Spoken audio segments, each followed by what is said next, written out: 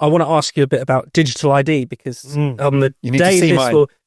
exactly, you need to see it. And unfortunately, because it's not physical, you won't be able to cut it up live on the show. Yes, if only. But Starmer is due to be announcing this the day that this podcast will come out. What's your take on that issue? Well, I kind of found my political voice during the pandemic because up until that point, I was I don't know, really. I just always trusted the government. They're doing their best, and the authorities are what we had during COVID, as you both reported brilliantly on throughout, which is the authoritarianism, the silencing of dissenting scientific voices, the canaries in many coal mines who said, why are we printing money? Isn't that going to cause inflation? What about the debt?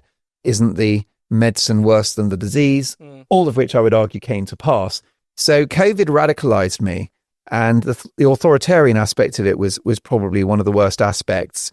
The vaccine tyranny. Delighted the vaccine was invented. Delighted it was available for people. Yeah. But the idea that you had to demonstrate you'd had it to go and have a pint was a complete catastrophe.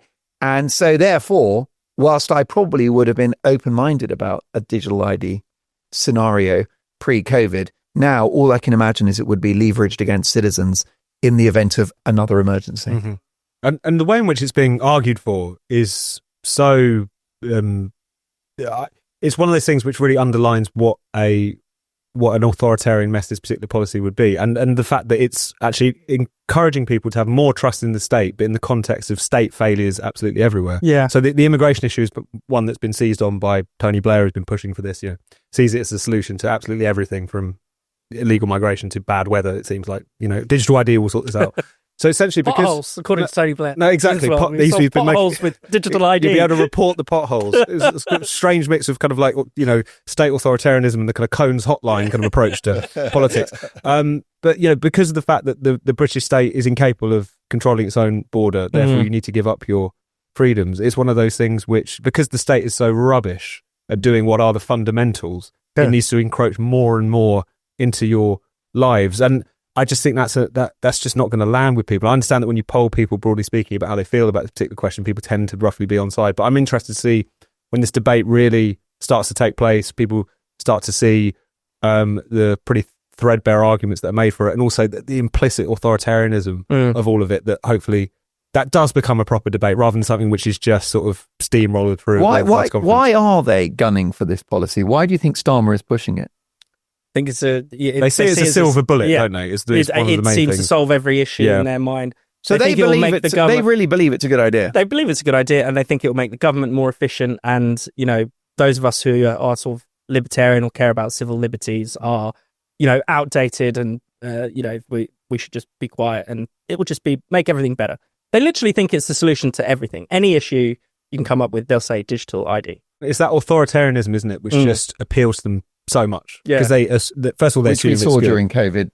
Absolutely. I mean, it was so readily. The leftists who really got behind the vaccine mandates. It did become left versus right, didn't it, during COVID? No, absolutely. And especially, I think that's one thing about middle of the road centrists or sort of technocrats, which is often missed, is that implicit in all of their politics is authoritarianism. Like, you have to push people around. People shouldn't be able to have a say on things. It's for their own good. That's just kind of bound into their politics. And so therefore every solution is more state rather than less. And I think this is probably just one of the most keenest examples of it. So, can I ask you, because it's more for me to understand rather than express a view, the concerns, because I'm doing regular shows on Talk at the moment, which I'm thoroughly enjoying.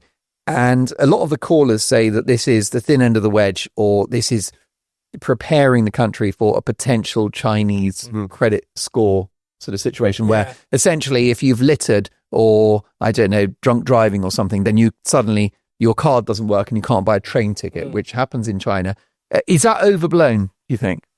I suspect it is, but at the same time, we shouldn't be, we shouldn't discount the fact that it's already an authoritarian imposition for people to have to show. Is it a thin end of the ID. wedge? I mean, could it be that it's an innocuous thing, but could be expanded to that over time once the infrastructure is there or not? The frog can be boiled very slowly, but I don't think that they are intending to take. It wouldn't come in tomorrow, and I don't think there's a nefarious plan to take us towards that.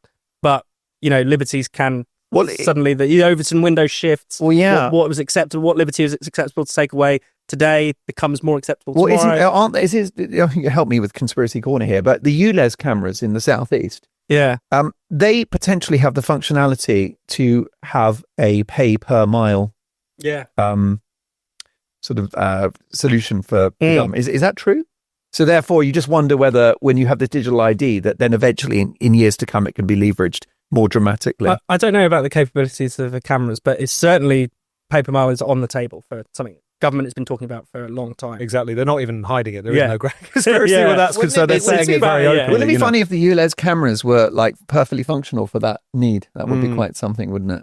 Quite telling. Mhm. And the slippery slope can be real and a problem, even if it doesn't end at Xi Jinping's China. I think in the same way that I think people who are dismissive of civil liberties concerns in nominally liberal democratic countries are like, don't be ridiculous, you're being hysterical, we're not going to become some sort of personalist dictatorship. But that doesn't mean it's not a problem. And in the same way, you don't need to pretend that it is going in that direction next Tuesday, to protest against this stuff to the hilt.